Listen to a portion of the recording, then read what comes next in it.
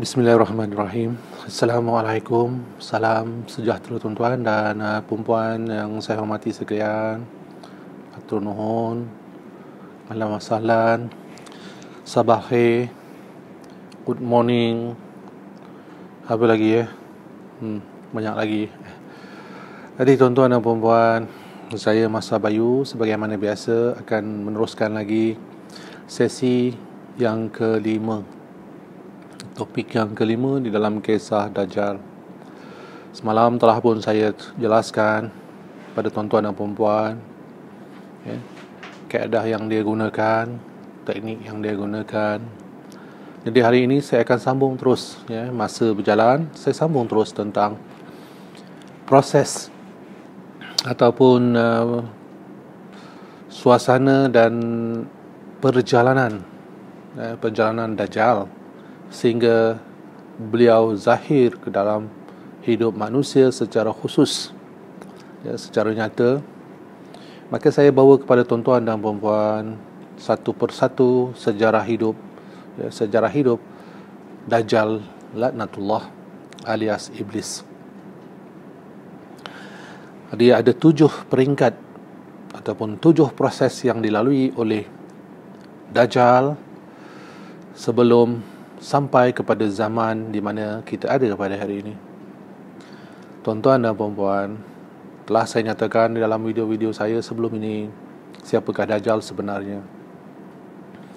Maka Dajjal adalah sosok yang akan berada di dalam setiap zaman. Dia bukan lahir pada zaman terakhir, dia bukan lahir pada zaman akhir yang kita katakan, tetapi daripada awal kejadian manusia telah pun zahirnya Adam. Maka daripada situ telah berlakunya proses yang akhirnya hari ini kita sebut Dajjal laknatullah. Jadi tuan-tuan dan puan-puan, ada 7 peringkat yang dilalui oleh Dajjal. Peringkat yang pertama dilalui oleh beliau adalah peringkat keimanan. Keimanan adalah satu perkara yang disebut di dalam Al-Quran. Tidak ada di dalam bahasa-bahasa yang lain. Maksud saya tidak ada dalam kitab-kitab yang lain, melainkan dalam Al-Quran ada dinyatakan tentang persoalan iman.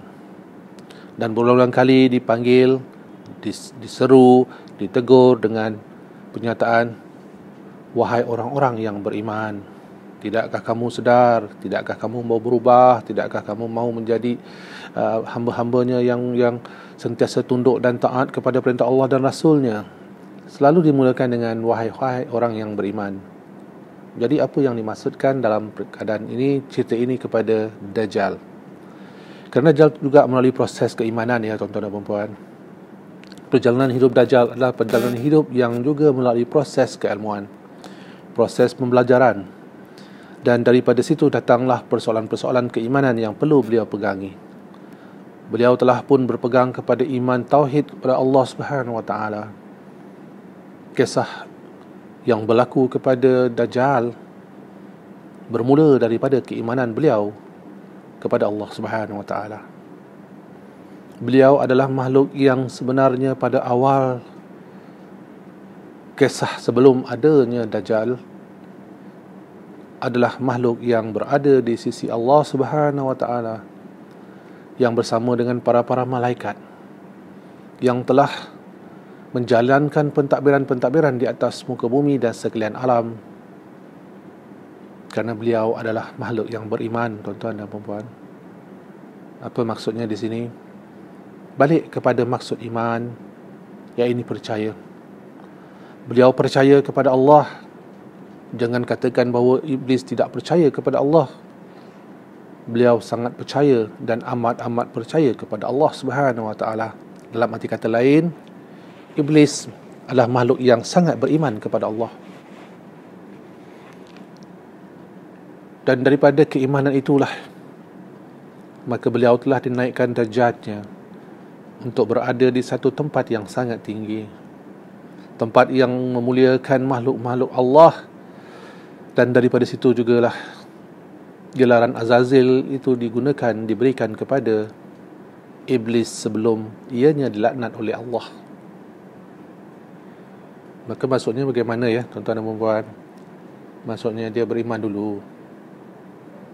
Dan apabila beliau telah beriman, maka beliau telah mengakui dan beliau telah menyatakan bahawa tiada Tuhan yang layak disembah melainkan Allah.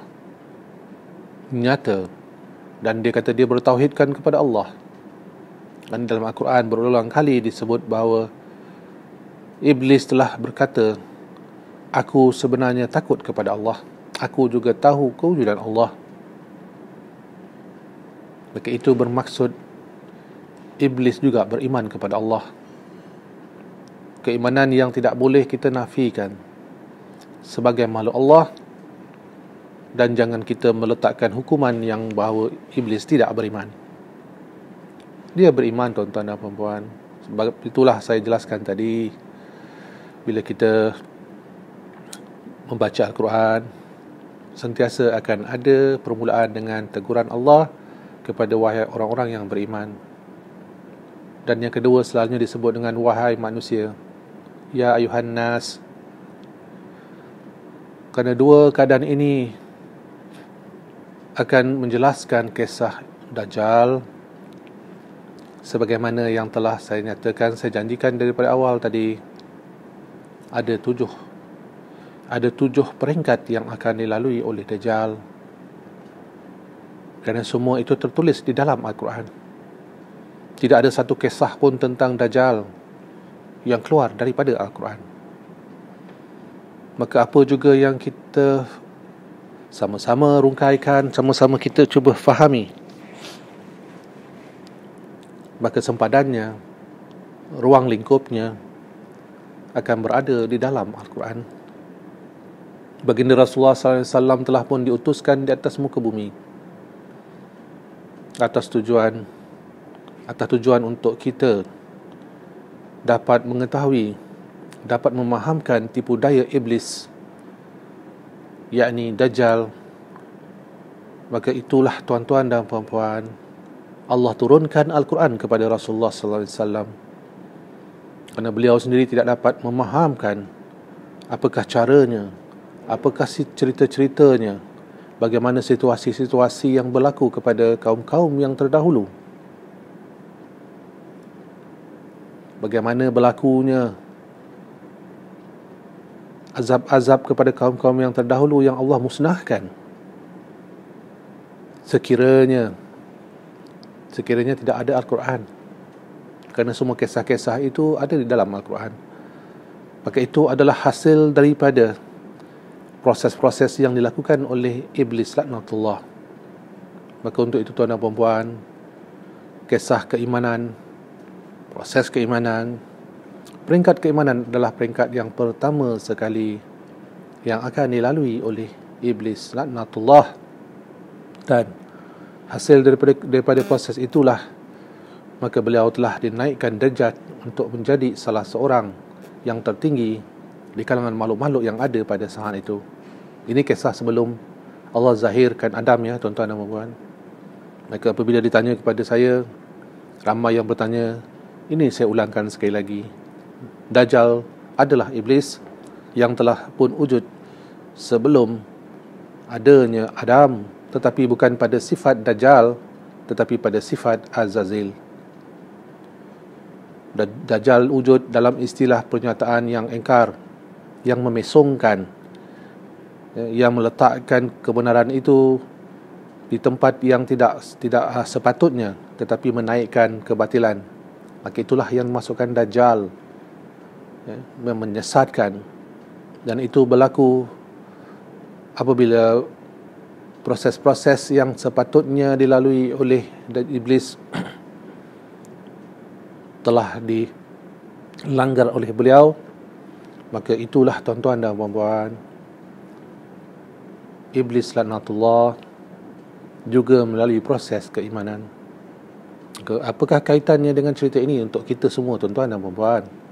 Maka kaitannya tuan-tuan dan puan-puan, kita diwajibkan sebagai orang Islam pertama sekali beriman kepada Allah. beriman kepada perkara yang gaib dan perkara yang nyata. Itu adalah yang asas. Kita kena beriman. Kalau tak beriman, maka tidak akan ada suasana ataupun cara untuk kita lakukan apa-apa. Di dalam surah Al-Baqarah juga dijelaskan. Di dalam surah Yasin juga dijelaskan bahawa tidak beriman seseorang itu jika ianya tidak diuji. Maka proses keimanan itu adalah suatu proses yang perlu kita fahami terlebih dahulu. Orang-orang yang beriman, jin-jin yang beriman, maksud saja disebut iman, artinya beriman kepada Allah, bukan beriman kepada yang lain-lain. Kerana istilah iman hanya terpakai di dalam Al-Quran. Tuan-tuan dan puan-puan, dengan kisah peringkat yang pertama, sebenarnya ia menghubungkan kita dengan kehidupan kita sebenar-benarnya. Apa yang saya maksudkan di sini, kita juga perlu beriman terlebih dahulu. Jika kita tidak beriman, tuan-tuan dan puan-puan, maka kembalilah kepada satu pernyataan Allah, wasawa'un alaihim anzartahum an lam tunzirhum la yu'minun. Kepada orang yang tidak beriman, kepada mereka sama saja, diberitahu atau tidak beritahu, tetap juga mereka tidak akan beriman. Maka keimanan itu adalah proses yang perlu dilalui terlebih dahulu. Maka jangan kita letakkan diri kita, apabila kita katakan kita beriman, maka kita telah pun selamat. Kerana Iblis juga beriman. Iblis juga mempunyai kedudukan yang sangat tinggi dengan keimanan. Sampai hari ini dengan sifat Dajjal, dia masih beriman kepada Allah. Maka apabila itu sampai, tuan-tuan dan puan-puan, apabila itu telah kita jelaskan dalam diri kita, maka tuan-tuan dan puan-puan, ambillah kisah daripada masa bayu ini untuk kita memahami bagaimana proses perjalanan Dajjal. Lalu kita menjadikan ia sebagai cerminan bagi diri kita. Adakah kita melalui proses yang sama? Kenapa? Dan kenapa berulang-ulang kali diceritakan oleh masa bayu kepada kita semua, kepada tuan-tuan dan puan-puan, tentang kisah Dajjal, tentang perjalanan Dajjal? Kerana kita tidak mahu, tuan-tuan dan puan-puan, semalam saya dah beritahu, kita termasuk dalam kelompok Dajjal-Dajjal yang kecil. Kita termasuk dalam kelompok-kelompok syaitan-syaitan yang direjam. Maka sebab itulah saya bercerita, saya menyampaikan kepada tuan-tuan dan puan-puan, check and balance, cerminkan, jangan ditolak, jangan merasakan diri kita tu dah yang benar, jangan merasa diri kita dah selamat.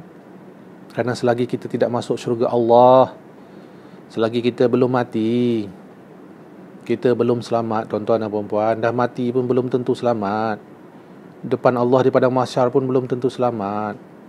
Maka apabila Allah berikan kita geran, berikan kita kunci pintu syurga, lalu kita berjalan ke syurga dan kita memasuki syurga, barulah kita selamat. Maka keimanan bukan satu jaminan. Keimanan bukan satu perkara yang boleh diwaris-wariskan. Keimanan adalah kunci kepada perjalanan, sama ada kita akan mendapat kunci kepada syurga Allah, ataupun dengan keimanan kita akan mendapat kunci neraka Allah Subhanahu Wa Taala. Boleh faham, tuan-tuan dan puan-puan? Itu adalah perkara peringkat yang pertama. Peringkat yang kedua daripada 7 peringkat perjalanan Dajjal adalah peringkat yang dinamakan peringkat ujian. Kerana pada peringkat ujian itu datang selepas adanya keimanan. Sebagaimana yang saya nyatakan, tidak beriman seseorang itu selagi ianya tidak diuji. Maka apabila kita menyatakan kita beriman kepada Allah Subhanahu Wa Taala, lalu kita akan diuji oleh Allah dengan segala perkara. Diuji dengan kesabaran, diuji dengan kesusahan, diuji dengan penyakit, diuji dengan kehilangan harta benda, berbagai-bagai ujian yang akan diletakkan oleh Allah kepada kita. Kenapa? Kerana daripada situ barulah terbukti sama ada kita benar-benar beriman kepada Allah atau kita beriman atas perkara-perkara yang lain daripada Allah, ataupun kita hanya sekadar mengucapkan, menyampaikan dengan lidah kita beriman, tetapi hakikatnya berpaling sahaja, kita tidak lagi beriman kepada Allah dan Rasulnya. Maka peringkat yang kedua, tuan-tuan dan puan-puan, Iblis lalui proses keimanan. Azazil telah pun melalui peringkat yang kedua. Ya, peringkat yang pertama, dia beriman, tuan-tuan dan puan-puan, baik, taat, ahli ibadah, yang tak pernah lafaz, tak pernah berhenti daripada melafazkan Allahu Akbar, Allahu Akbar. Tak pernah berhenti daripada berzikir, kerana beliau adalah ahli zikir. Zikir itu yang saya masukkan tu, zikir dengan menyebut Allah, Allah, Allah, Allah, yang tidak pernah berhenti. Tapi masuk kepada peringkat yang kedua, berlakulah proses ujian kepada Azazil alaihi salam. Ada dalam kisah itu diterangkan dengan nyata, sekiranya kita mahu membuka Al-Quran. Apabila Adam Allah zahirkan, Allah jadikan Adam, maka sangat itulah ujian yang paling besar sampai kepada Azazil alaihi salam. Beliau telah meletakkan proses dirinya lebih daripada yang lain. Maka di situlah permulaan kejatuhan Azazil, dan dia telah dilaknati oleh Allah. Maka dia telah pun menjadi iblis laknatullah, the fallen angel, makhluk yang jatuh kerana ujian yang telah diberikan oleh Allah kepada beliau adalah ujian yang membawa dirinya kepada persoalan-persoalan yang berkait dengan keilmuan yang dia miliki. Ingat yang saya jelaskan semalam tentang keilmuan. Jadi tuan-tuan dan puan-puan, apabila Allah perintahkan semua makhluk, malaikat dan jin, dan mereka-mereka yang telah Allah nyatakan di dalam Al-Quran itu tunduk kepada Adam, mereka semua tunduk kecuali iblis. Beliau tidak mahu tunduk, tuan-tuan dan puan-puan. Maka proses ujian itu beliau telah gagal. Beliau telah pun tewas, tumpas. Namun sebagaimana yang saya katakan tadi, keimanannya kepada Allah tidak pernah luntur. Dia masih beriman, tuan-tuan dan puan-puan. Dia masih percaya kepada Allah. Sebab itu dia pergi kepada Allah dan memohon, minta pada Allah, minta dia dipanjangkan usia, minta dia dibenarkan hidup sampai akhirnya, artinya sampai kiamat. Dia minta. Allah telah memberikan keizinan, makbulkan permintaan dia dengan beberapa syarat lah, ya, rujuk dalam Al-Quran. Maka apa maksudnya di sini? Dia masih minta dengan Allah, dia tak minta pada yang lain. Maknanya dia masih ada keimanan, tuan-tuan dan puan-puan. Dia masih ada kekuatan keimanan dan dia yakin Allah. Dia tak yakin pada yang lain. Yang menyebabkan dia tidak yakin tu bukan pada Allah. Dia tak yakin dengan manusia. Dia tak yakin dengan tuan-tuan dan puan-puan, dengan saya, dengan semua yang berada di hadapan saya, termasuk jin-jin yang sedang menonton ni. Semalam saya dah cakap jin menonton. Betul, memang jin menonton pun. Jin kan wujud, tuan-tuan dan puan-puan. Percaya kan? Dalam Quran ada. Jadi apa yang berlaku kepada iblis, adalah ujian. Apakah ujiannya? Ujian keilmuan yang dia miliki. Maka dia hilang keyakinan, dia hilang kepercayaan. Bukan kepercayaan dia kepada Allah. Dia tidak yakin dan tidak percaya kepada manusia akan menjadi makhluk yang akan sujud kepada Allah. Dia tak yakin, tuan-tuan dan puan-puan. Dia tak yakin kepada tuan-tuan dan puan-puan, manusia dan juga jin-jin akan menjadi makhluk yang dapat meletakkan posisinya tunduk kepada Allah. Khususnya Adam, ada dia daripada bangsa jin ya. Lalu beliau telah memohon kepada Allah, yang mana beliau beritahu beliau akan sesatkan anak cucu Adam. Kenapa dia cakap macam tu ya? Dia jahat kata kita. Sebab tu perangai dia macam tu. Dia perangai tak elok. Sebab tu dia buat macam tu. Tuan-tuan dan puan-puan, bila belajar, bila mengkaji Al-Quran, jangan ikut rasa. Ni sini kita gunakan. Kaji pelan-pelan. Sebab apa dia buat itu? Sebab dia nak buktikan. Dia nak buktikan tuan-tuan memang tak layak pun duduk tempat yang sebaik-baik tempat di syurga. Itu yang dia maksudkan. Dia nak buktikan kepada Allah. Maka dia lakukan berbagai-bagai tipu daya, bukan sebab dia tak percaya pada Allah, tetapi dia percaya bahawa manusia memang tak layak, tak patut masuk syurga, tak patut jadi pemimpin. Itu sebenarnya yang berlaku pada beliau. Jadi apa yang dia buat itu? Kerana dia kasih, kerana dia cinta kepada Allah. Tetapi kasih dan cinta itu telah menghitamkan jiwa dia, telah menghitamkan realiti kepada beliau, yang mana terbitlah rasa cemburu yang teramat-amat dalam diri dia, dalam peringkat ujian ini tadi. Daripada situ, tuan-tuan dan puan-puan, mula-mula dia tak yakin dengan manusia, tapi lama-lama datang perasaan dia cemburu, dan daripada situ dia berdendam dengan manusia, kerana Allah telah meletakkan beliau di tempat yang serendah-rendahnya. Kerana bagi iblis, dia marah, tuan-tuan dan puan-puan. Dia marah dengan manusia, dia marah dengan Adam, kerana katanya kebanyakan daripada mereka-mereka ini, keturunan anak cucu Adam, adalah makhluk-makhluk yang tak sedar diri, makhluk-makhluk yang lupa diri, yang berpura-pura hipokrit, munafik, yang suka buat onak di atas muka bumi, yang suka hasad, suka fitnah. Ini yang dikatakan oleh iblis.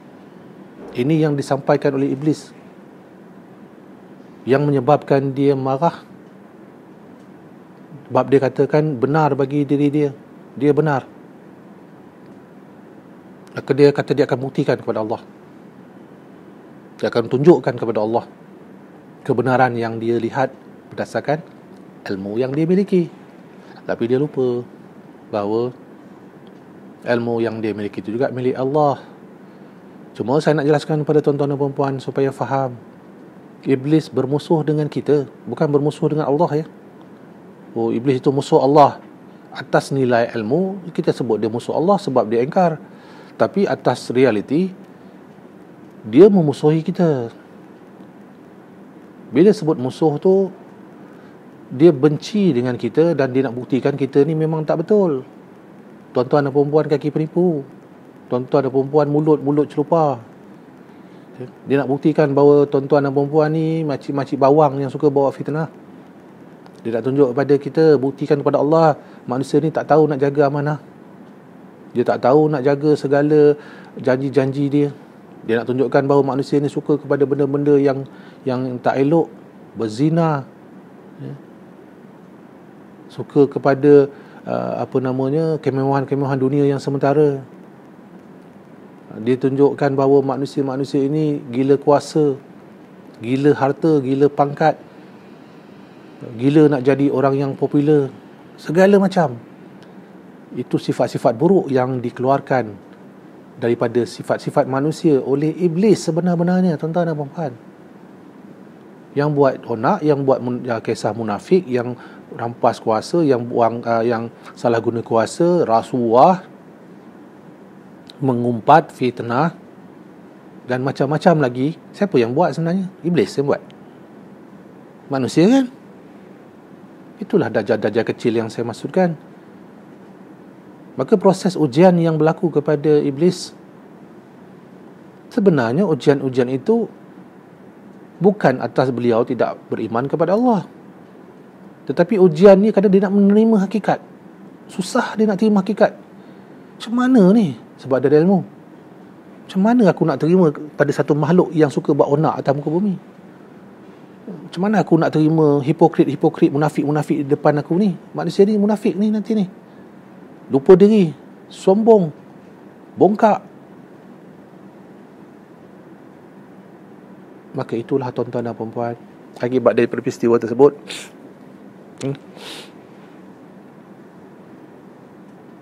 iblis telah jatuh. Ujian dia gagal. Bukan ujian dia gagal pada diri dia, tuan-tuan dan puan-puan, atas faktor keimanan dia kepada Allah. Ujian dia gagal kerana dia tidak boleh menerima hakikat. Susah dia nak terima bahawa manusia itu makhluk yang sempurna. Itu sebenarnya ujian yang dia tempuh. Jadi tuan-tuan dan puan-puan, apa kisah ni bawa dengan kita? Maka kisah yang dibawa oleh saya, Masa Bayu, kepada tuan-tuan dan puan-puan adalah untuk menjelaskan kepada tuan-tuan dan puan-puan, betul ke apa yang iblis cakap? Betul ke iblis kata manusia ini penipu, pembohong, penyangap, ya? Ataupun manusia ini adalah makhluk yang munafik, makhluk yang suka buat rosak atas muka bumi, makhluk yang akan menyebabkan pelaku pertumpahan darah, ya? Makhluk yang suka kepada perkara-perkara yang tidak ada kena-mengena dengan syariah, suka belagak, sombong, ego, sakit hasad dengki. Itu sebenarnya kisah ni nak disampaikan. Iblis nak buktikan saja. Tetapi kalau kita tidak ada sifat-sifat sedemikian, tidak wujud sifat-sifat sedemikian, maka salahlah iblis. Tak betul lah apa yang iblis nyatakan. Ujian yang dia tempuh kerana dia jadi begitu, tak betul lah. Sebab apa yang dia cakap tu semua tak ada kena-mengena pun. Tak jumpa pun manusia yang penipu. Tak ada lah Tuan Mas Pal. Mana ada manusia yang munafik? Tak ada. Yang cakap-cakap bohong? Tak ada. Mana ada. Manusia yang suka fitnah-fitnah? Tak ada. Habis yang saya kena fitnah ni macam mana pula? Teruk saya kena fitnah, tuan-tuan dan puan-puan. Sampai makan kangkung. Kerja tak boleh, apa tak boleh. Disekat. File-file saya apa semua dirampas. Kata dapat apa? Sebab fitnah. Adalah orang fitnah. Ada. Ada orang munafik tak kat muka bumi hari ni? Tak adalah tuan-puan. Iyalah tu. Duduk dalam syurga nampaknya. Ada tak orang yang gila kuasa, rasuah, mencuri, menyamun, pemimpin-pemimpin yang korupsi? Ada tak di dunia pada hari ini? Ini belum cerita lagi tentang sekutukan Allah dan sebagainya. Ini baru cerita kita je dulu. Ada tak tuan-tuan dan puan-puan? Jika ada, maka itulah punca kepada kemarahan, dendam yang sampai kepada iblis. Sebab dia sayang kepada Allah. Dia nak tunjukkan kepada Allah, tapi salah tempat tunjuk sayang dia. Salah tempat tunjuk kasih dia kepada Allah. Sehingga dia mengorbankan diri dia. Mengorbankan diri dia menjadi penguji yang besar kepada kita, tuan-tuan dan puan-puan. Iblis ni penguji kita sebenarnya. Betul tak betul kita ni orang yang tidak munafik? Betul tak betul kita ni bukan penipu? Bukan kita penyangak? Maka di sinilah datangnya proses kaitan peringkat yang kedua kepada kita, tuan-tuan dan puan-puan. Adakah kita ini, adakah kita ini benar-benar hamba Allah yang taat kepada perintah Allah dan Rasulnya? Kita dah disuruh beriman kepada Allah, dia nak tunjuk kepada kita, kita tak beriman. Jangan salah faham di sini tuan-tuan dan puan-puan. Maksudnya apa? Iblis beriman kepada Allah. Dah jelas-jelas dia beriman. Dia engkar saja, bukan dia tak beriman. Faham ya? Dia engkar kepada Allah tapi dia beriman. Masalahnya kita di dunia hari ini, Allah meletakkan kita dengan suasana dengan adanya para rasul, dan dihantarkan juga junjungan besar kita Nabi Muhammad SAW, dan diturunkan Al-Quran, dibawa kepada kita manusia. Tetapi kita hanya menyatakan keimanan kepada Al-Quran. Iblis nak buktikan, tak, dia tak beriman kepada Al-Quran. Kerana itulah dia wujudkan, Iblis wujudkan kitab-kitab. Ingat saya malam saya cakap, masuk University of Iblis. Dia lahirkan ilmuwan-ilmuwan, ajar ilmuwan-ilmuwan yang membawa ilmu yang tak ada kena-mengena dengan Al-Quran. Diperhiaskanlah mereka-mereka itu dengan kecantikan-kecantikan rupa wajah, pakaian dan sebagainya, untuk mengaburi mata-mata manusia, mata-mata kita. Lalu sebagaimana yang saya sebut, orang Jawa enggeh sajalah, asal nampak aja perwatakan, nampak Allah hebat ni, alim orang ni, enggeh sajalah. Itu semua mainan-mainan iblis. Dan akhirnya daripada situ,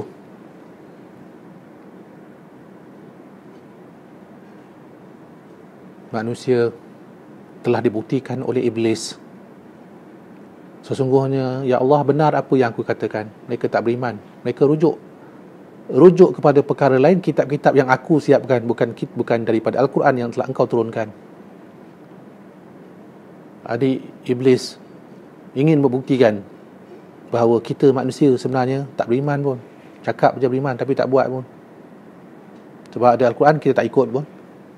Kita ikut kitab-kitab lain yang dijadikan, yang diolah-olah oleh iblis, yang hampir-hampir kelihatan ada ceritanya dengan Al-Quran, tetapi ditokok tambah, maka kita percaya itu lebih daripada Al-Quran. Maka itu yang saya masukkan, kaitan dia dengan kita, tuan-tuan dan puan-puan. Iblis nak buktikan, faham ya? Bila masuk kepada peringkat yang ketiga, pertama kita dah masuk keimanan, kedua ujian, maka proses yang ketiga berlakulah proses penyingkiran. Disingkirlah iblis, diasingkanlah iblis daripada yang lain. Maka para malaikat tidak lagi dekatkan dirinya dengan iblis. Jatuhlah iblis, jatuhlah dia daripada derajat dia, tertanggallah pakaian-pakaian keagungan dia, kebesaran-kebesaran yang ada pada iblis. Lalu beliau telah berubah menjadi makhluk yang sehodoh-hodohnya sifat, sehitam-hitamnya situasi. Maka dirinya akhirnya telah meletakkan proses-proses pengasingan untuk dia memahamkan apa salah dia sebenarnya. Iblis duduk dalam pengasingan. Aku cakap yang betul, aku cakap yang benar, tapi aku pula yang disalahkan. Memang betul manusia ni tak guna, tak boleh pakai. Manusia ni memang makhluk-makhluk yang tak tahu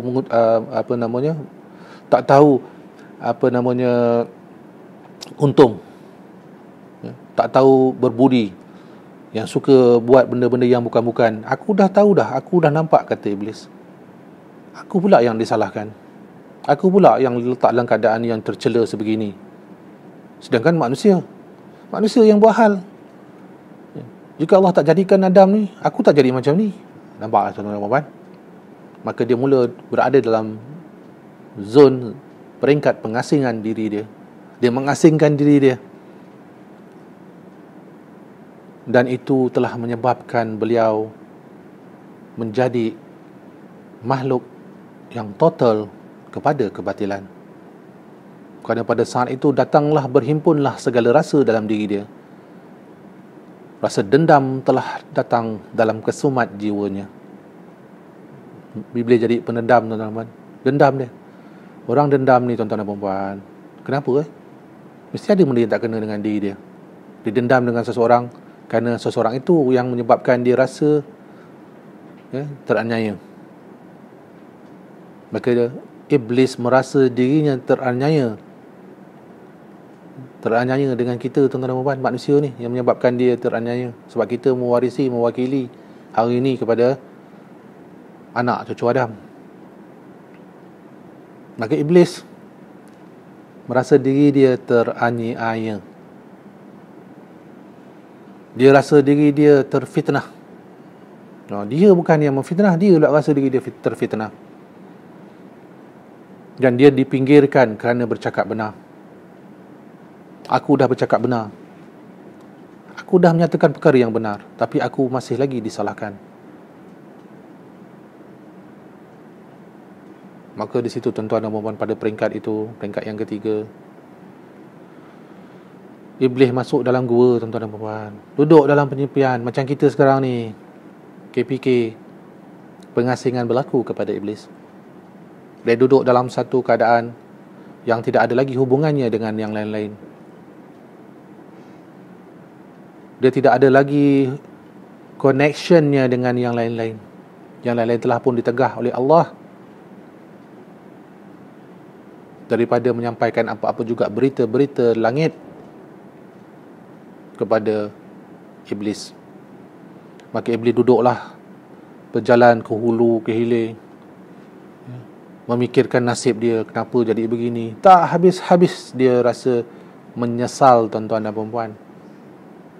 Bukan dia menyesal dengan diri dia, dia menyesal sebab Allah jadikan Adam. Sebab dia masih berpegang lagi dengan keyakinan dan kepercayaan dia bahawa manusia ni makhluk yang tak boleh pakai, tak guna. Manusia yang tak tahu diri, manusia yang sebenar-benarnya tak tahu nak membalas budi. Bermacam-macam fikiran yang dia datang, itu yang dia menyesal tu. Dan penyesalan tu geram yang amat-amat, marah yang teramat-amat kepada Adam. Maka pengasingan itu telah menyebabkan iblis terhimpun segala rasa yang tidak senang kepada Adam menjadi satu. Rasa geram, marah, dendam, dendam kesumat, rasa benci, segala macam rasa-rasa yang tidak baik, yang rasa-rasa yang tidak menyenangkan bermula pada saat itu. Apabila kita rasa benci kepada seseorang, apabila kita rasa tak senang kepada seseorang, apabila kita rasa tak selesa dengan seseorang tanpa sebab yang kita boleh faham, kadang-kadang kita tak tahu pun kenapa benci, tiba-tiba rasa benci. Kenapa ya aku rasa benci dengan orang ni? Padahal dia tak buat apa-apa, tapi aku rasa benci sangat. Maka itu, tuan-tuan dan puan-puan, maknanya tuan-tuan dan puan-puan dah jadi dajjal. Kerana itu semua adalah perkara yang sama berlaku kepada iblis pada peringkat yang ketiga. Jadi hati-hati kepada yang suka marah-marah, kepada yang suka letak hasad-hasad, yang suka rasa berdendam. Kerana ini semua adalah elemen-elemen yang berlaku kepada iblis di peringkat yang ketiga. Jadi siapa yang tiba-tiba rasa tak senang, rasa tiba-tiba macam benci dengan saya ni, saya ni segak juga rasanya. Tak apa nak benci kat saya. Kalau nampak rasa tengok pal, menyampah tengok pal ni. Tak suka rasa tengok pal ni, padahal saya tak buat apa-apa. Itu apa maksudnya? Maksud yang tadilah, yang nombor 3. Maka iblis pada peringkat yang ketiga telah menghimpunkan segala rasa kebatilan dalam diri dia. Maka apakah kaitannya dengan kita, tuan-tuan dan puan-puan, sebagai manusia? Maka pada saat kita lalui hidup kita di atas muka bumi, kita akan dihimpunkan dengan semua rasa ini. Rasa geram, rasa marah, rasa benci dan segala macam rasa akan datang dalam diri kita. Apabila itu berlaku, ingat apa yang saya sampaikan, ingat masa Bayu sampaikan apa pada hari ini. Itu adalah proses pengasingan yang berlaku kepada iblis. Maka itu sedang berlaku kepada diri kita sebenar-benarnya. Kerana apabila itu himpunkan segala rasa yang negatif, yang buruk-buruk, dan dia melekat Dan apabila dia melekat sebagai satu sifat, satu sifat yang kekal dalam diri iblis, apakah sifatnya? Sifatnya adalah satu saja, tuan-tuan dan puan-puan, benci. Maka dalam tu ada dendam, ada tak senang hati, curiga dan segala macam, akan diletak dalam satu sifat sahaja, iaitu sifat benci. Maka bila kita benci, maka itu adalah himpunan kepada sifat-sifat kebatilan. Maka kita benci dengan keburukan. Adakah itu batil? Kita hendaklah melihat kebatilan itu sebagai satu sempadan, bukan kebencian. Kalau tidak ada kebatilan, kita tidak akan mengenal apa itu kebenaran. Bukan benci, tetapi kita ambil pelajaran daripada setiap perkara yang batil. Faham ya di sini perbezaan ya? Nanti ada pula yang kata kebencian tu, Pal kata kebencian pada yang buruk-buruk pun tak boleh. Memang tak boleh. Hakikatnya kita bukan benci, kita ambil pelajaran. Jangan kita ambil itu sebagai perkara yang kita benci. Kalau kita benci, maka apa yang buruk pun kita takkan faham untuk menjadi sempadan kepada kebaikan. Maka segala proses-proses peringkat yang ketiga, tuan-tuan dan puan-puan, pengasingan telah melahirkan satu makhluk yang menjadi musuh yang sangat nyata kepada manusia, yakni Dajjal, dengan pakaian kebencian kepada umat manusia. Maka itu, tuan-tuan dan puan-puan yang saya hormati, ibu-ibu, bapa-bapa, hindarilah perasaan benci kepada sesiapa sekalipun, kerana kita tidak tahu apa yang kita benci itu nanti akhirnya menjadi sesuatu yang sangat kita rindui. Yang kita benci itu nanti kita akan rasa sangat kehilangan apabila tiba masanya nanti. Tuan-tuan dan puan-puan boleh faham ya? Itu perkara yang ketiga.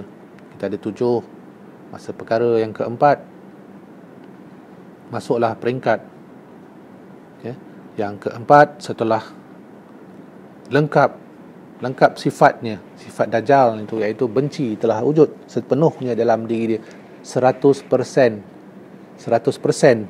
benci telah menyelimuti jiwa Dajjal. Maka masuklah beliau kepada peringkat yang keempat. Apakah peringkat yang keempat? Maka sampailah kepada peranan dia untuk pembuktian kebencian. Nak bukti, maka dia membuktikan, ingin jalankan pembuktian, mencari fakta-fakta atas apa yang dia rasa sebelum itu. Lalu dia keluar daripada pengasingan, dia pergi kepada sasaran. Siapakah sasaran dia? Maka dia pergi kepada Nabi Adam alaihi salam. Dia pergi kepada Adam, tuan-tuan dan puan-puan. Maka berlakulah peristiwa yang kita baca, yang kita dapat daripada junjungan besar kita Nabi Muhammad SAW melalui Al-Quran yang disampaikan oleh Jibril kepada beliau, tentang kisah bagaimananya jatuhnya Nabi Adam alaihi salam dan Siti Hawa ke bumi akibat daripada tipu daya Iblis laknatullah alias Dajjal laknatullah. Maka masuk peringkat yang itu, dia dah mulakan peranan dia. Dia nak buktikan benar bahawa manusia ni akan berada pada proses sifat yang aku yakin. Apa yang dia yakin? Manusia ni tak boleh nak pakai. Makhluk yang hodoh, makhluk yang saya sebut tadi, berulang kali yang sebut tadi tu. Maka Iblis telah mendekati Adam, pergi ke syurga mendekati Adam, kerana waktu pengasingan, waktu selepas beliau engkar kepada Allah, tetap Allah nyatakan dia adalah makhluk yang dilaknat oleh Allah. Tetapi dia tidak dihukum apa-apa lagi, tuan-tuan dan puan-puan, kecuali diturunkan derajat dia saja. Iblis diturunkan derajat daripada tempat yang tinggi dan turun jadilah Iblis laknatullah. Tapi masih ada lagi ruang yang boleh dia jalan, yang dia boleh bergerak. Lalu dia ambil kesempatan itu untuk buktikan, dan dia mendekati Nabi Adam alaihi salam. Apa tujuan dia? Dia nak jatuhkan Nabi Adam.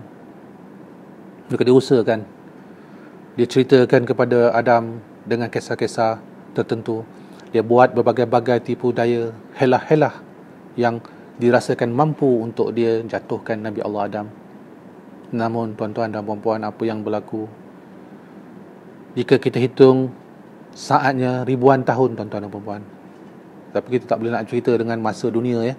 Masa awal kejadian Adam di syurga, ribuan tahun kalau kita nak faham dari segi ilmiahnya. Usaha iblis untuk memperdayakan Nabi Allah Adam agar terbukti apa yang dia katakan, tidak berjaya, tuan-tuan dan puan-puan. Tak berjaya. Dia buat macam-macam usaha dia, ke kiri, ke kanan, depan, belakang. Nabi Allah Adam tak berganjak, tuan-tuan dan puan-puan. Statik. Tak mampu dia lakukan apa-apa, sebab tak terdaya oleh iblis untuk merubah keadaan. Dan dia terus lagi mengkaji tanpa berhenti. Dia mengkaji di manakah kelemahan-kelemahan yang boleh aku cari sifat yang dikatakan sifat yang sempurna di dalam kejadian manusia, iaitu kesempurnaan kepada sekalian makhluk. Kerana ingat, iblis bukan sembarangan, ya tuan-tuan dan puan-puan. Ilmu dia tinggi. Bukan dia tidak beriman kepada Allah. Ingat, ya, dia ingkar kepada Allah. Jadi dengan ilmu tu dia tahu macam-macam. Lalu apabila Allah nyatakan bahawa manusia adalah sesempurna makhluk, itu yang dia tentang. Tetapi apabila dia melihat proses itu tadi, memang diusahakan oleh iblis, tetap tak berjaya, tuan-tuan dan puan-puan. Tak lepas. Maka apa yang dia buat? Dia berfikir, termenung. Itulah apabila kita lihat manusia yang suka termenung begini, termanggu, ya? Ambil tangan, menempang dagu, tangan siku di atas lutut. Maka itulah kelakuan iblis semasa dalam peringkat yang keempat ini tadi, tuan-tuan dan puan-puan. Sebab tu jangan duduk termelangu seorang-seorang. Jangan fikir melayang-melayang. Tapi kita buka Al-Quran. Jika ada apa-apa yang tak jelas, bukan pandang kiri, pandang kanan, pandang depan, pandang belakang, kita lihat di sekeliling kita, tetapi mesti bertapiskan kepada Al-Quran. Barulah kita tak jadi sebagaimana iblis pada peringkat yang keempat. Lalu setelah beliau lihat, kaji, berterus kaji, akhirnya beliau dapat. Apa yang dia dapat? Bahawa jelas apabila Allah jadikan makhluk, mesti ada datang berpasang-pasangan. Maka kalau ada kesempurnaan kepada Adam, manusia disempurna. Akhirnya diakui manusia itu sempurna. Tetapi dia juga faham, pasti ada juga yang tidak sempurna tentang manusia, yang akan jelas kerana yang maha sempurna hanyalah Allah Subhanahu Wa Taala. Dia tunggu saat itu, dan akhirnya jadilah Hawa daripada sifat Adam. Dijadikan Adam terlebih dahulu, dan daripada situ dijadikanlah isterinya. Maksudnya dijadikan isteri, daripadanya dijadikan isterinya. Itu ada dalam Al-Quran. Maka di situ menjawab persoalan, adakah Adam berbeza dengan Hawa, ataupun ada dua sifat yang berbeza? Sebenarnya jika kita rujuk kepada Al-Quran, sangat jelas Hawa dijadikan daripada suaminya, daripada Adam. Maka apabila zahir sahaja Siti Hawa, maka di situlah iblis telah nampak peluang yang ada. Maka apa yang berlaku, tuan-tuan dan puan-puan, saat jadinya Hawa, mula-mula iblis merasa marah, merasa sangat-sangat kecewa, kerana ada lagi pula sifat yang baru daripada Adam. Tapi apabila diperhatikan, difikirkan oleh beliau, diperinci oleh beliau, lalu iblis dapat jawapan. Aku dah tahu bagaimana nak jatuhkan Adam. Aku dah jumpa di mana kelemahannya. Walaupun begitu, dia masih lagi memantau, dia tak terus pergi kepada sasarannya. Dia hanya memantau, duduk di belakang batu, di syurga tu, di belakang batu, meninjau. Tidak pernah tertutup mata dia daripada memerhatikan setiap gerak-geri Adam dan Hawa. Kenapa? Kerana dia nak mengkaji apakah sifat Adam dan Hawa sebenar-benarnya, sehalus-halusnya dikaji oleh iblis. Begitu hebatnya iblis ni, tuan-tuan dan puan-puan. Dia perinci detail, sedetail-detailnya apa yang dia nampak. Kenapa? Kerana dia ingin dapatkan jawapan. Dia belajar. Iblis yang hebat tu pun masih belajar, mengetahui sifat baru yang ada depan mata dia, supaya dengan keilmuan itu nanti, kefahaman dia akan gunakan untuk diserahkan kepada tentera-tentera dia pula menjalankan tanggungjawab yang lain di atas muka bumi, menyesatkan umat-umat manusia, anak cucu Adam. Setelah beliau memantau pada peringkat yang keempat ni, memantau, dah nampak, dah tahu caranya, akhirnya tuan-tuan dan puan-puan, beliau pergi kepada sasarannya. Siapakah sasaran iblis? Dia tidak pergi kepada Nabi Adam, tetapi dia pergi kepada Siti Hawa. Kenapa tuan-tuan dan puan-puan? Apabila Nabi Allah Adam, satunya, sifatnya satu, hitungannya satu, pecahan daripada Nabi Allah Adam adalah Siti Hawa, bererti kalau dalam proses alam teologi kita sebut ada 6 waktu, maka satu bahagian telah dipisahkan daripada 6, maka Nabi Adam tidak lagi lengkap 100%, kerana bahagian persen, sebahagian daripada persen itu telah pun pergi kepada Hawa. Hawa adalah pelengkap kepada Adam. Maka di situ iblis nampak kesempurnaan bagi Adam adalah kepada Hawa. Sebab itu tuan-tuan dan puan-puan, lelaki tidak boleh hidup tanpa wanita. Itu kajian yang dah dibuat, ya. Orang lelaki tak boleh hidup tanpa wanita. Kenapa? Kerana itu fitrah dia. Wanita adalah sebahagian daripada diri dia, daripada tulang rusuk dia. Maka saya tidak mahu cerita panjang-panjang tentang itu. Saya dah ceritakan dalam video tentang wanita dan lelaki. Pergi baca dan tengok di situ, ya. Maka apa yang berlaku di situ, tuan-tuan dan puan-puan? Adam pergi kepada Hawa, maka daripada Hawa lah dapat diberikan tipu daya. Berlakulah peristiwa yang telah Allah larang tegah, jangan kau sentuh buah zakum, buah khuldi. Yang lain buatlah apa sekalipun, hiduplah senang-lenang dengan isterimu di dalam syurga. Apa yang berlaku? Hawa telah dihasut oleh iblis, bukan Adam, ya, Hawa. Daripada Hawa sampai kepada Adam.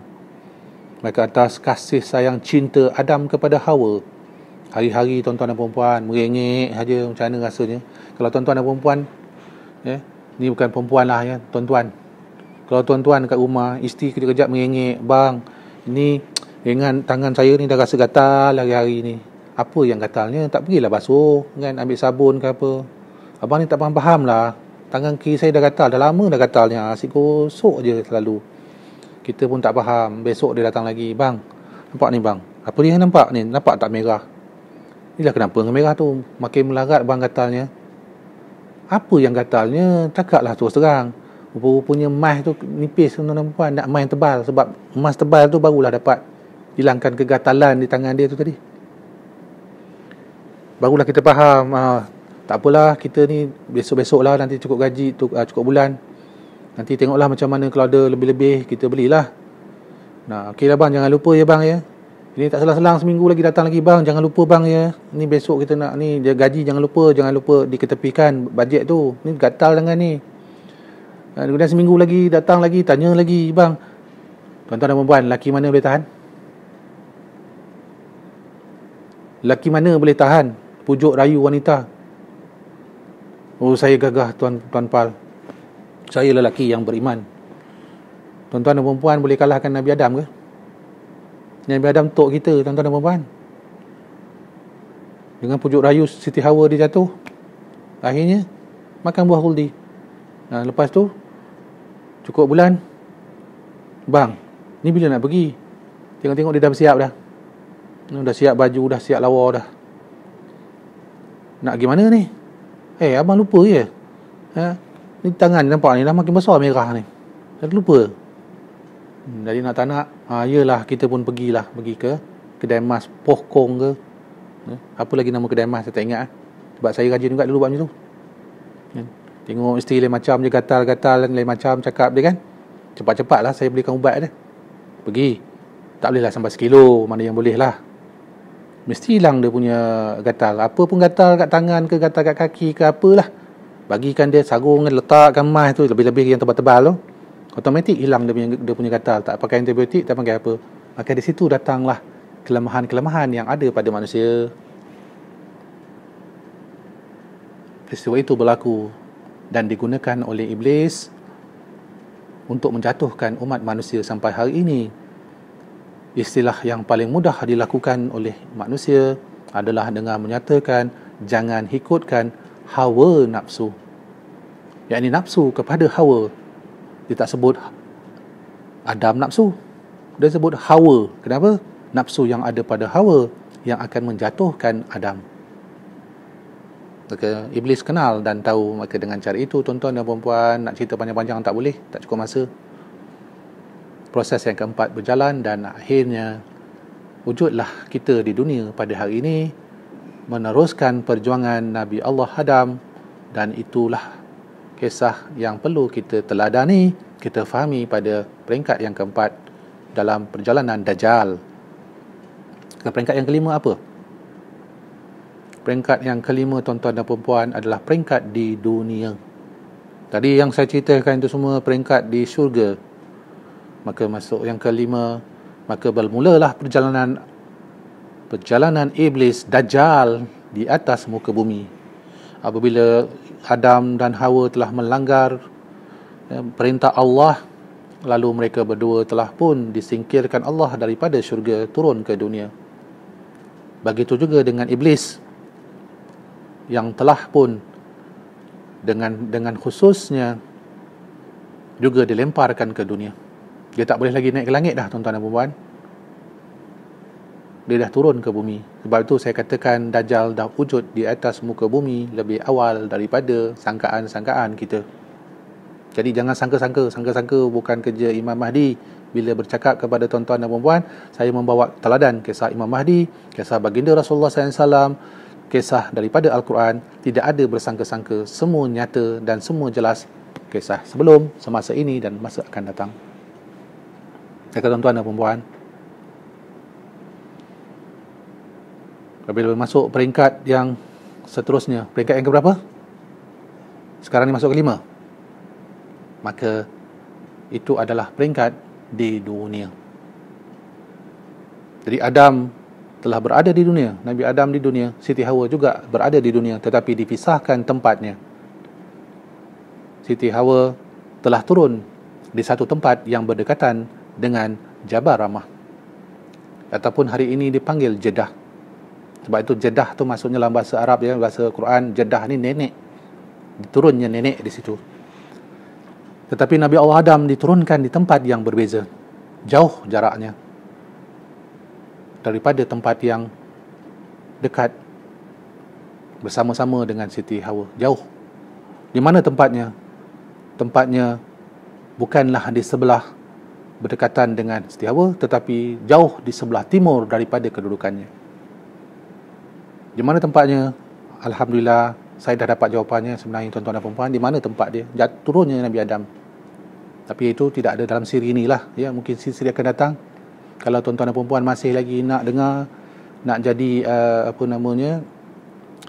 penonton yang setia, nak faham tentang diri, kisah-kisah Adam ni bukan kisah-kisah kayangan-kayangan, saya akan terangkan insya-Allah jika ada ruang, Nabi Adam di mana turun beliau. Jadi tuan-tuan dan puan-puan, daripada situ berjalanlah Adam dan akhirnya mereka dipertemukan oleh Allah Subhanahu Wa Taala. Di mana dipertemukan? Di satu tempat namanya Jabal Rahmah. Tuan-tuan dan puan-puan, ini saya nak sentuh sedikit kisah ni supaya dapat difahami, diteladani. Apabila Nabi Allah Adam dan Siti Hawa melakukan kesilapan, melakukan kecuaian dengan mengambil perkara yang tidak sepatutnya dalam syurga, lalu tertanggallah pakaian-pakaian syurga mereka. Berlari-larilah Nabi Allah Adam dan Siti Hawa mengambil daun-daun syurga untuk menutup tubuh masing-masing daripada aib. Menangislah Nabi Allah Adam sujud kepada Allah. Sujud. Dia sujud kepada Allah, menangis Nabi Allah Adam. Aku telah menzalimi diriku sendiri, ya Allah, kerana telah melakukan perkara yang Engkau tegah. Lalu Siti Hawa juga sujud di belakangnya, tuan-tuan dan puan-puan. Sujud di belah kiri dia sujud. Kalau kita depan, dia sujud di sebelah kiri. Maka sebab itu, tuan-tuan dan puan-puan, bila seorang isteri, dia sujud di belakang suami, di sebelah kiri, ada sebab dia, ada hitungan dia, ada kiraan dia, ada. Bukan suka-suka letak belah kiri, belah kanan, ada sebab dia itu semua, ada cara kira dia, ada matematiknya. Maka sujudlah Adam dan Hawa, menangis tak bangun-bangun dia sujud terus kepada Allah. Penyesalnya Adam. Apa kisah yang saya nak bawa ni sebenarnya, tuan-tuan dan puan-puan? Maka itulah sujud yang pertama makhluk kepada Allah Subhanahu Wa Taala dimulakan oleh Nabi Allah Adam. Maka dahinya menyentuh tanah syurga, tangannya, lututnya dan hujung kakinya. Maka di situ sifat dalam solat kita bersujud, itulah tempatnya. Kenapa kita ada sujud di dalam solat? Jadi jangan kata dalam solat, dalam Al-Quran tak ada cara nak solat dan sebagainya. Kerana mereka yang cakap begitu, mereka lulusan University of Iblis.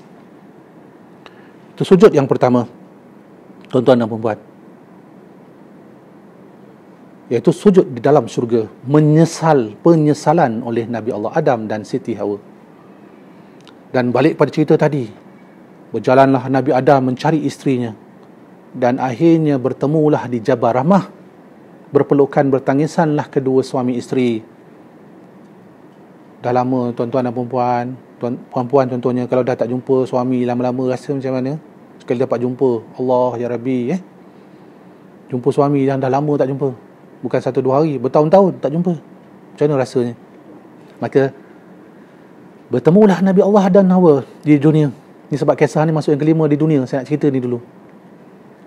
Sujudlah mereka berdua, berpelukan dan sujud sekali lagi.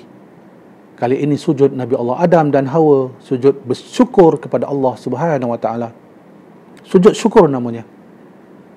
Kenapa? Dipertemukan kembali oleh Allah kedua-duanya di depan, di berdekatan dengan Jabal Rahmah. Sebab tu siapa buat haji pergi Jabal Rahmah, tengok betul-betul ada tanda-tanda di situ.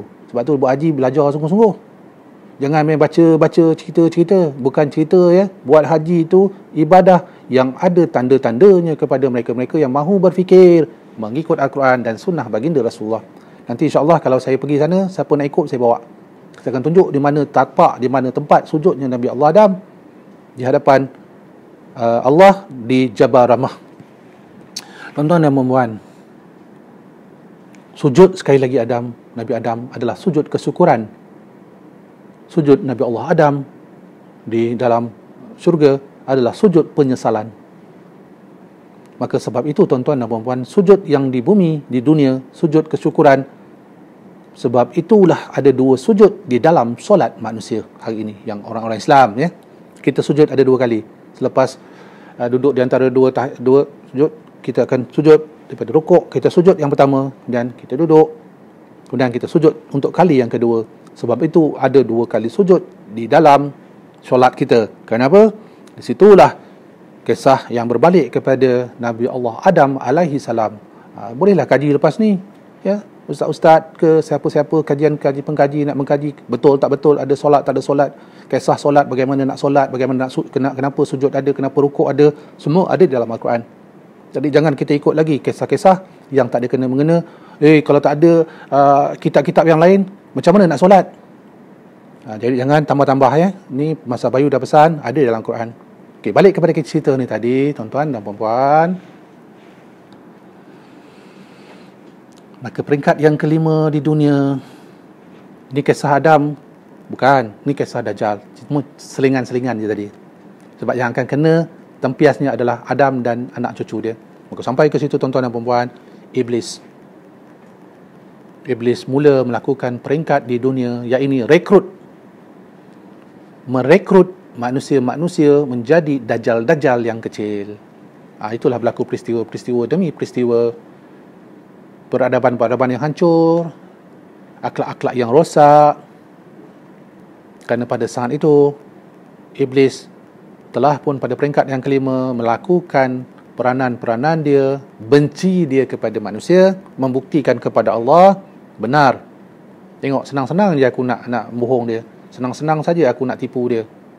Lihat ya Allah, ni senang-senang kami nak memperdayakan manusia. Tak ada lain, aku hanya bawa berbohong-bohong, hanya tipu daya, tetapi semudah itu manusia jatuh. Aku bercerita tentang kisah yang tidak ada kena-mengena dengan Rasulullah. Aku bagi kepada mereka contohnya. Mereka boleh percaya kepada orang lain daripada percaya kepada kitab-Mu, ya Allah. Iblis mengejek-ngejek kita, tuan-tuan dan puan-puan. Dia lakukan setiap perkara itu dengan mudah, kata dia, nak jatuhkan kita. Maka apabila zaman sampai kepada peringkat, yakni peringkat di dunia yang pertama, adalah waktu untuk dia merekrut semua dajjal-dajjal di atas muka bumi. Daripada situ, tuan-tuan dan puan-puan, itu yang saya cerita semalam, dajjal dalam bidang ekonomi, dajjal dalam bidang kreativiti, dajjal dalam bidang yang berkait tentang adab-adab, dan dajjal yang berkait tentang keilmuan. Inilah yang dilakukan oleh Iblis laknatullah dalam tempoh peringkat yang kelima. Dia susun ni semua, zaman berzaman berlalu, segala ilmu-ilmu, segala perkara-perkara batil dia telah susun terlebih dahulu. Begitu juga dengan adab-adab akhlak, begitu juga dengan kreativiti, begitu juga dengan ekonomi. Untuk apa, tuan-tuan dan puan-puan? Kerana kita akan masuk kepada peringkat yang keenam. Jadi peringkat yang kelima adalah waktu zaman proses di mana Iblis Dajjal laknatullah melatih, mendapatkan panglima-panglima dia, ilmuwan-ilmuwan dia, profesor-profesor dia, doktor-doktor dia, dan semua ini tadi, termasuk ustaz-ustaz dia pun ada, yang mana mereka-mereka ini akan menjadi pembantu kepada Dajjal laknatullah. Itu yang di dalam Quran disebut syaitan-syaitan yang menyesatkan, yang sebenarnya membawa cerita-cerita bohong, cerita-cerita palsu, kisah-kisah yang tak ada kena-mengena kepada hubungan kita dengan Allah Subhanahu Wa Taala dan Rasulullah. Cuba tuan-tuan dan puan-puan bacalah, rujuklah. Macam-macam cerita yang pelik-pelik. Saya dah cakap macam mana, saya tak tahu nak sebut apa lagi dah. Kisah yang tak masuk akal, tapi dipercayai. Bukan sikit manusia, juta manusia percaya dengan kisah pelik-pelik. Tapi bila kita tegur, bila saya cakap, maka saya akan dituduh sesat. Jangan sembarangan dengan mereka-mereka ni, tuan-tuan dan puan-puan. Mereka dah ramai, mereka dah kuasai. Kerana apa? Kerana perjalanan masa yang telah saya terangkan tadi oleh Iblis merekrut, melatih bertahun-tahun, ribuan tahun, ratusan tahun, ribuan tahun.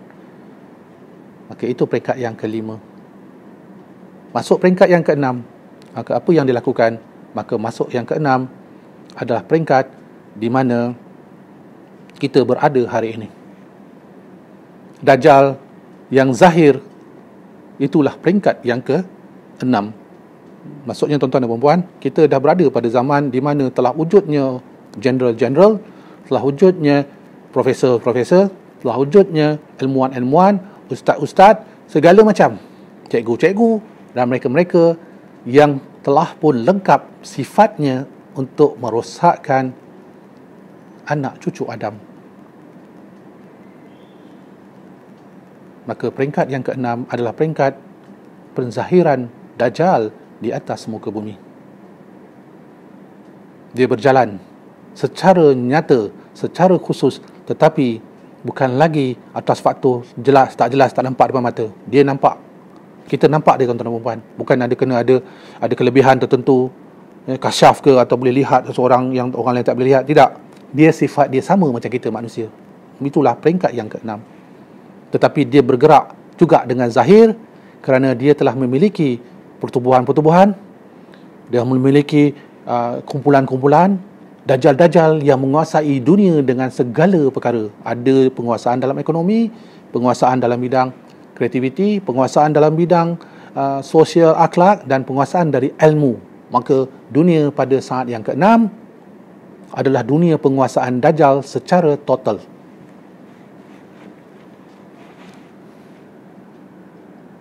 Maka zahirlah Dajjal, dan dia diperhiaskan, dipercantikkan oleh Dajjal-Dajjal yang kecil.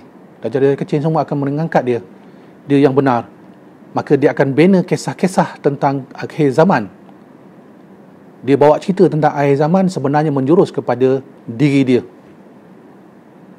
kemuliaan diri dia, kebenaran diri dia, padahal itu batil. Maka kisah-kisah akhir zaman contohnya akan mula dicampur adukkan supaya deception, pengalihan daripada Al-Quran itu berlaku kepada umat manusia. Maka datanglah cerita-cerita tentang Superman, Batman, Ultraman dan Man-Man segala macam.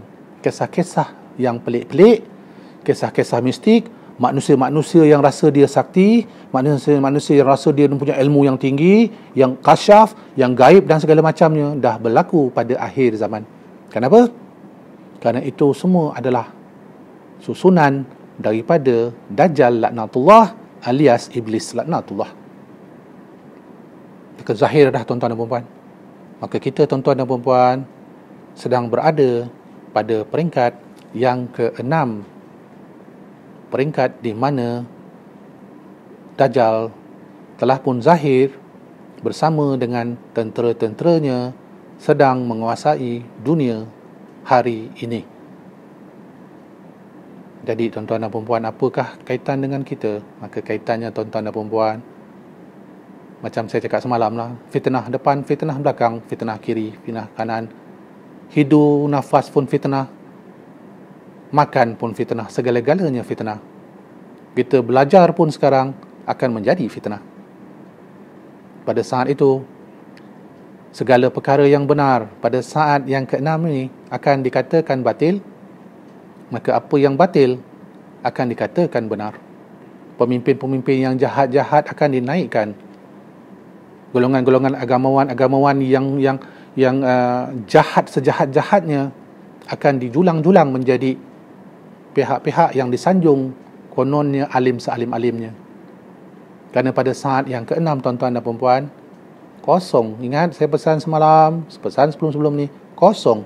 Maka kosong itu dalam arti kata lain, kebatilan telah meliputi sekalian alam semesta.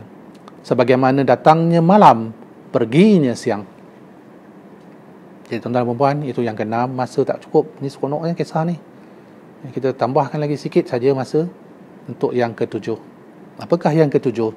Maka bila sampai peringkat yang ke-7, maka di situlah berlakunya pengasingan secara total di antara hak dengan batil, yakni di padang mahsyar tuan-tuan dan puan-puan. Apabila sampai peringkat yang ke-7, maka lengkaplah perjalanan manusia di atas muka bumi untuk dia kembali kepada Allah atas dua situasi. Sama ada pergi kepada Allah sebagai hambanya yang Allah redai dan dimasukkan ke dalam syurga, ataupun kita akan didorong, dihantar, dihumban ke dalam api neraka bersama dengan Dajjal-Dajjal yang lain. Dan di situ, di dalam neraka itu, ada ketuanya, ada penghulunya, yakni Dajjal laknatullah alias Iblis laknatullah. Maka tuan-tuan dan puan-puan, itulah kisah saya.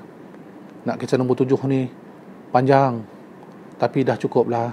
Sebab nak kisah tentang padang mahsyar belum berlaku, tapi dah ada di dalam Quran dijelaskan. Pengasingan di antara hak dengan batil, pengasingan di antara kebaikan dengan keburukan, hitam dan putih, kekal dan sementara.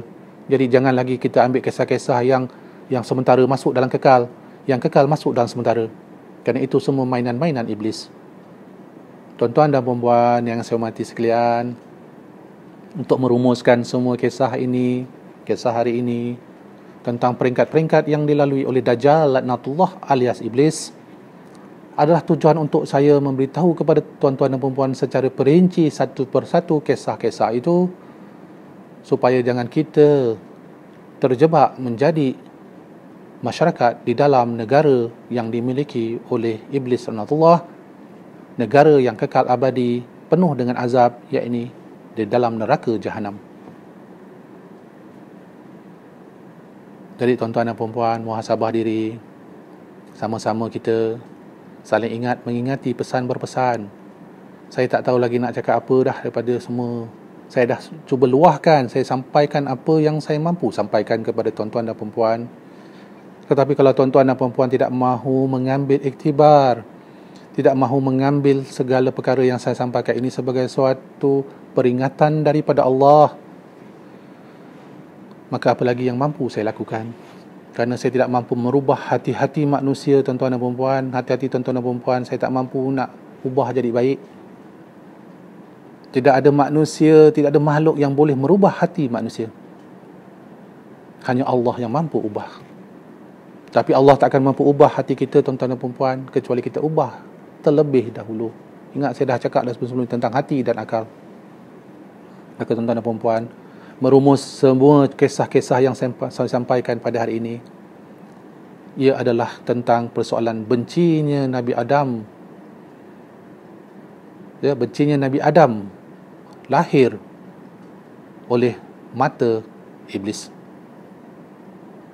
Bencinya Nabi Adam zahir oleh mata iblis.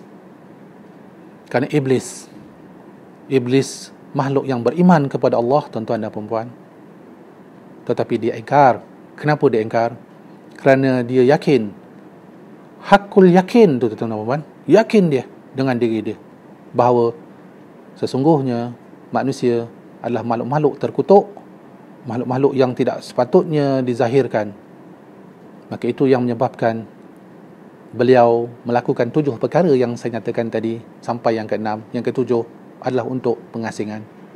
Maka tuan-tuan dan puan-puan, persoalan saya kepada tuan-tuan dan puan-puan, benarkah apa yang iblis nyatakan?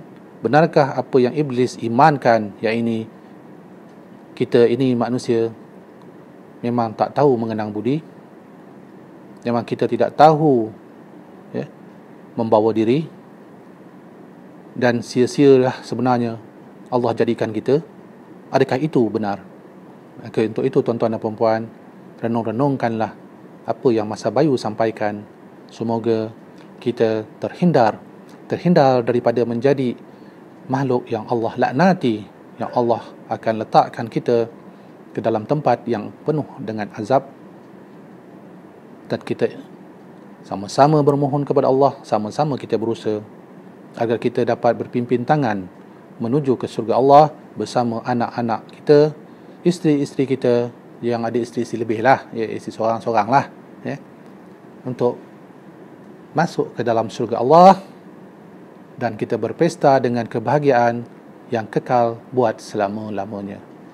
Assalamualaikum, salam sejahtera daripada saya, Masa Bayu. Bertemu lagi insya-Allah esok hari. Selamat berpuasa dan hatur nuhun kepada yang menyampaikan hatur nuhun kepada saya, Masa Bayu.